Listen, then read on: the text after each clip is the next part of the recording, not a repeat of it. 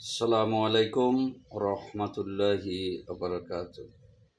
প্রিয় বন্ধুরা, আমার প্রাণপ্রিয় প্রবাসী ভাইরা, এই রমজান মাসে দোয়া করি আল্লাহ রাব্বুল আলামিন যেন সকল প্রবাসী ভাইদেরকে সুস্থ রাখে, নেক হায়াত দারাজ করে, সব ধরনের বিপদ আপদ বালা মুসিবত থেকে হেফাজত করেন।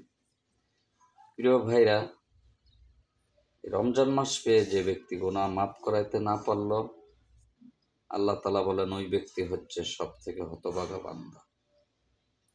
প্রিয় নবী জনাবে মুহাম্মদ রাসূলুল্লাহ সাল্লাল্লাহু আলাইহি ওয়াসাল্লাম ইরশাদ করেন, যে ব্যক্তি রমজান মাস পেয়ে গুনাহ মাফ করাইতে পারল না, তার মতো হতভাগা আর কেউ নয়। প্রিয় ভাইরা, আমরা বেশি বেশি করে আল্লাহর হুকুম পালন করব, বেশি বেশি করে রোজাদার ব্যক্তিকে ইফতার করাবো, রোজাদার ব্যক্তিদের সাহায্য করব, যারা গরিব অসহায় রোজা থাকতে কষ্ট হচ্ছে তাদেরকে সাহায্য করব, একে অপরের পাশে দাঁড়াবেন, অসংখ্য নেকি ও ফায়দা পাবেন। প্রিয় ভাইরা, টাকা পয়সা ধন দৌলত কিছুই কবরে যাবে না।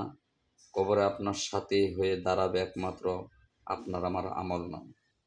এ আমল ছাড়া আর কিছুই কিয়ামতের ময়দানে আপনার আমার সাথী হবে না, কবরেও হবে না, কিয়ামতের ময়দানেও হবে না। আপনি আমি যতটুকু করব, যে আমল করব, ওটুকি কিয়ামতের ময়দানে আল্লাহর দরবারে